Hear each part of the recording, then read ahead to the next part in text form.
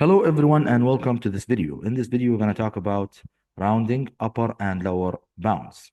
Now, in upper and lower bounds, basically you're trying to find the absolute error, and then you're going to use the absolute error to find the upper and lower bound.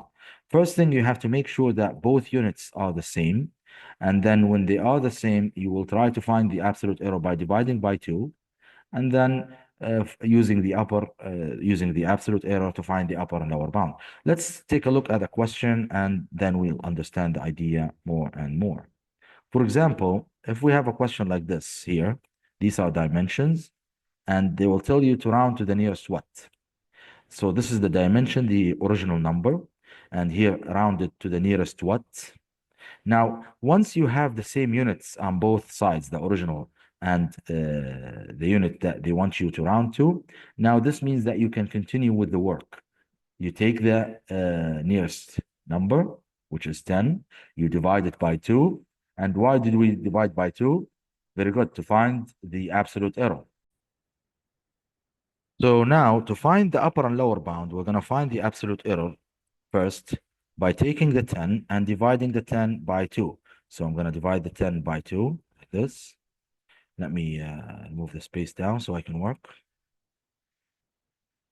I'll take an example from each part. So here, we will answer this question and we will answer this question. Here. Yes, let's answer both of these questions. So first thing we do, as we said, we look at the word nearest. We look at the number after. First, we make sure that the units are the same. And then we take the 10, we divide it by 2, like this. So we can get the absolute error. So 10 divided 2 equals what? Equals 0.5. This is called the absolute error, like this. Now we take the absolute error, we add it to the original to find the upper bound. So 230, we can write it like this. 230 plus minus this, the absolute error, which is not 0.5, I'm sorry, 5. Mistake, yes. Because 10 divide 2 is 5, not 0.5. I got used to having 0.5 most of the questions, so I wrote 0.5. And this one is plus minus because this means adding and subtracting to find the upper and lower bound. Okay, plus minus, put it like this.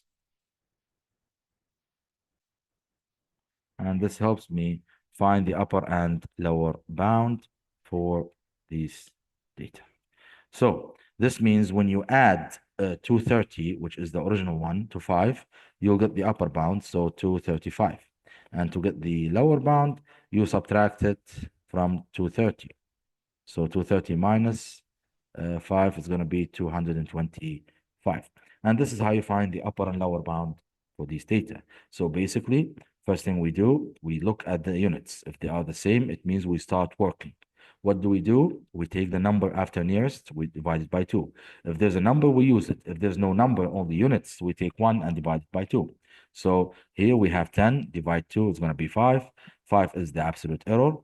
We use it here, so we add it to the original to find the upper bound. We subtract it from the original to find the lower bound. Now let's do the same for this question. Here we have 0.5 liters.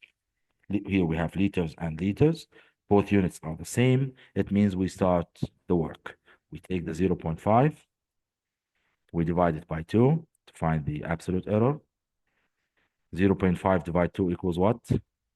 Very good. Equals 0. Let me put it here. 0, sorry, 0.25 like this. 0.25.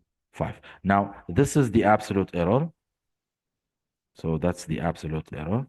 We take the absolute error and use it over here. So we write the original first, 2.5, and then we write the plus minus sign, which means what? It means adding and subtracting. Yes, to help us find what?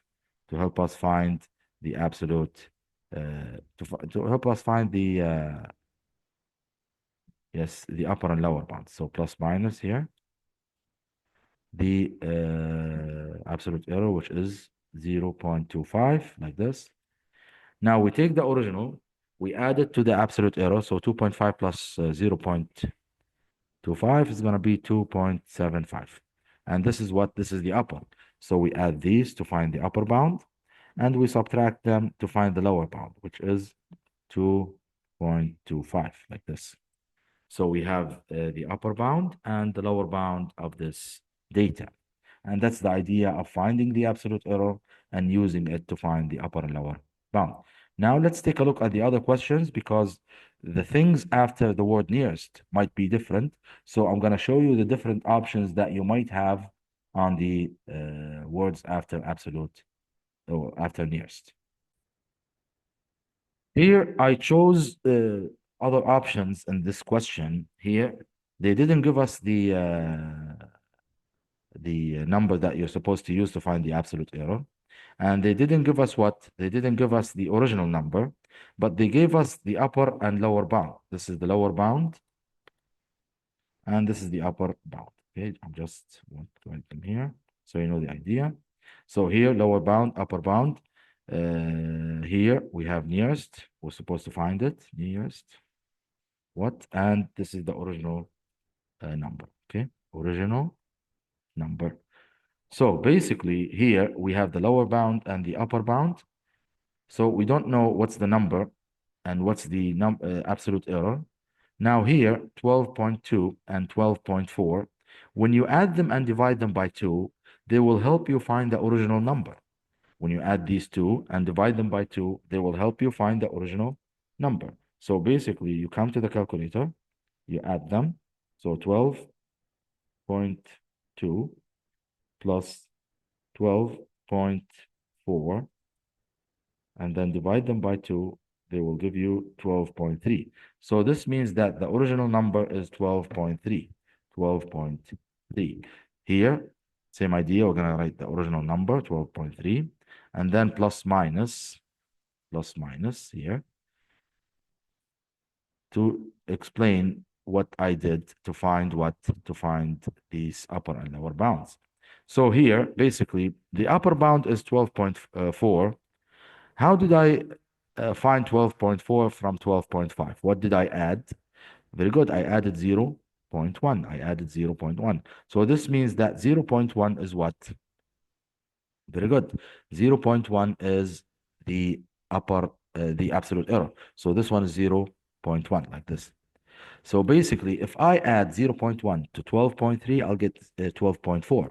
If I subtract 0.1 from 12.3, I will get 12.2. This means that this is the absolute error, absolute error. And we know when you divide this number by 2, you'll get the absolute error.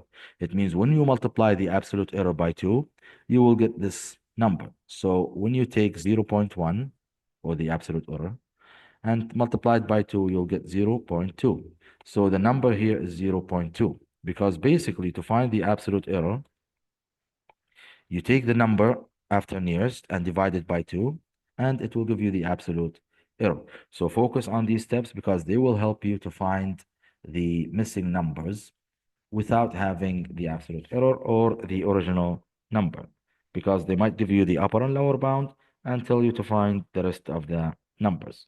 Now, let's move on to the next idea here. And the next idea or the next question is about kilograms and kilograms per meter cubed. Kilograms per meter cubed. Now, here we know that the original number is 30. The original number is 30, and the absolute error is 0.5. This means I can find the upper bound and lower bound. If I add them together, I'll get the upper bound. So 30 plus 0.5 is 30.5. That's the upper bound. If I subtract them, I'll get 29.5, which is the lower bound. So I got the upper and lower bound by adding and subtracting these numbers. Now, I already know the absolute error, which is 0.5. When I multiply it by 2, I will get this number. So this one, 0.5 times 2. I'll write it here. Focus on these steps because they're very important. So 0.5 times 2 will equal 1. This means that the number here is 1. because when we take 1 divided by 2, we will get the absolute error, which is 0.5. And the original number is already written here, so I can take it and write it over here. Now, that's the idea of filling the gaps using the upper and lower bound. Now, let me show you the different questions and how to answer these questions related to upper and lower bound. Here we have these questions. Write down the lower and upper bounds for each measurement. Now, we have 6, 17, 123 to the nearest unit. We don't have to do all of them. I'll do the first ones only. I just want to explain how to deal with these numbers that we have here after the word nearest. As we said before, we look at the word nearest, and if it's a unit or the word unit, it means it's 1. With no number, it's 1. Okay? If they give you a number, you have to use it. That's the idea of having a unit or a number. Now, we take the 1 here. I'll answer a question after another. We divide it by 2. And why are we dividing by 2? Because we have upper and lower bound. Very good. We divide it by 2. So the idea of dividing will give you the absolute error, which is 0.5 here. Now, to find the upper and lower bound for the 6, we write it like this. 6 plus minus, and then put it here. The absolute error, which is what? Very good, 0.5. So 6 plus minus 0.5. So the upper bound will be what? Here, let's write it. Upper bound will be adding 6 and 0.5, which is 6.5. And then the lower bound will be what? Very good. Lower bound will be subtracting. So 6 minus 0.5 is going to be 5.5. And that's the idea for the first question. Now 17, same idea. Add and subtract from 0.5. Here, same idea, add and subtract from 0.5 because it has the same absolute error. Now that's question 1. Now let's come to question 2. Question 2, we have a 7 to one significant figure, 40 to one significant figure, 700 to one significant figure. Now, let's say we took the 7. What's the one significant figure of 7? Very good, it's the 7. So let's do this here. This is very important, having a significant figure as a nearest question. Significant figure means the first number. So that's the 7. Let's answer the 7 and the 40 and the 700, okay? First, the 7. The first significant figure is the 7. So you come under the 7, you put 1, and then you take it and divide it by 2 because there are no other numbers. We just divide by 2. And then this means what? This means that the absolute error will equal what? The absolute error will equal 0.5. Very good. Now we follow the same steps. Here, let's have some space. 40 and 700. I'll put some lines here so we know the ideas of each question separated from the other. So as we said, the 7 is the first significant figure. We divided by 2 and we got 0.5, and this is the absolute error. To find the upper and lower bound, we take the 7 and then we plus minus it from what? Very good. From the 0.5, which is the absolute error. To find the upper bound and the lower bound. So this means that the upper bound is what? Very good. 7 plus 0.5, which is 0.5. And the lower bound will be 7 minus 0.5, which is 6.5. So that's the idea of this question. Focus on the steps of finding the upper and lower, the absolute error and the upper and lower bound. Okay. Same idea here. 40. First significant figure, one significant figure. Which one is the first significant figure? Very good. It's the 4. So I put 1 under it. And because I have a 0, I have to put 0 under it. Focus on these steps. Here, I didn't put 0 because I only have the 7. But here, I have to put the 0.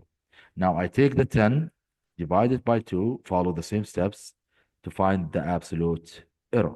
So 10 divided 2 will give me what? It will give me 5. Very good.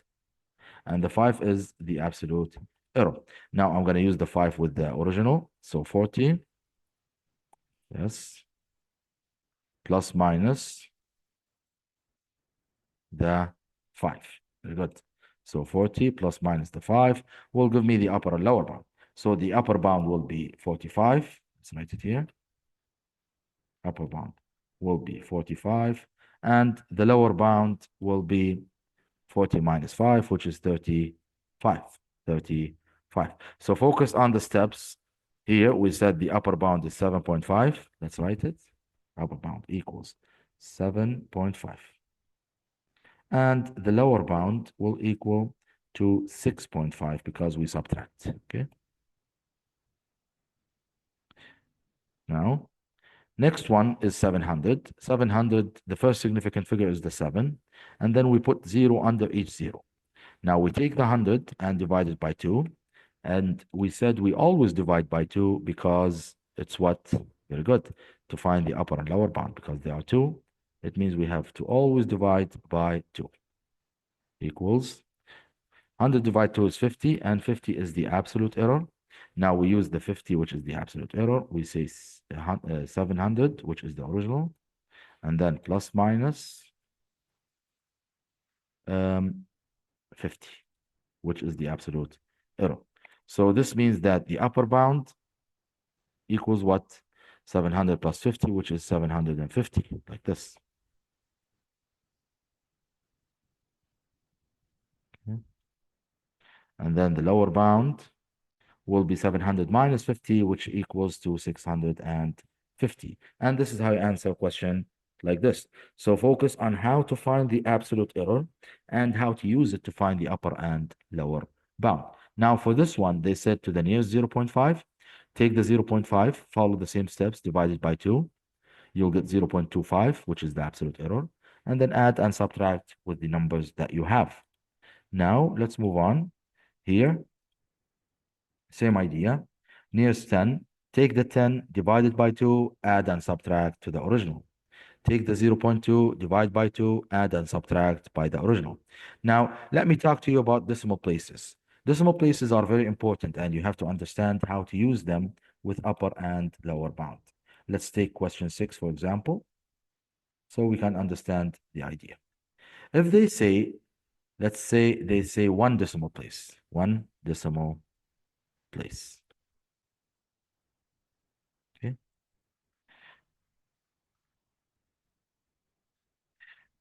If they say to one decimal place, it means you have to take 0.1 and divide it by 2, and you'll get the absolute error by doing this method. So focus on the steps of and the difference between one decimal place and two decimal places. So if they say one decimal place, it's 0.1, divide 2, which is 0.05. And 0.05 is the absolute error. So to find the upper and lower bound with these with the 0.05, what do we do? Very good. We add it and subtract it from the original. And this is what you're supposed to do if it's one decimal place. If it's two decimal places, what do you do? Very good. So the number will be 0.01. And then you take it, divide it by 2, and you'll find the absolute error, which is 0.005. And this is the absolute error for this question here. So basically, what did we do? We took the 0.01, we divided by 2, we got the absolute error, and then we use the absolute error with these numbers. We add and subtract to find the upper and lower bound. So focus on the difference of numbers. If it's one significant figure, we come to the first significant figure, we put 1 under it, and the rest will be 0. And then if it's one decimal place, it means it's 0.1. We divide it by 2, we got the absolute error, we use it. If it's two decimal places, we get 0.01. We divide it by 2, and then we find the absolute error, and we use it to find the upper and lower bound. And that's the idea of upper and lower bound and how to use it to solve problems and questions. Now, some other questions like these questions, we will talk about them in other videos because I need to stop this video because these are the basics of upper and lower bound. I hope you understood the idea. Just find the absolute error, use it to find the upper and lower bound. Thank you very much for watching. See you next time.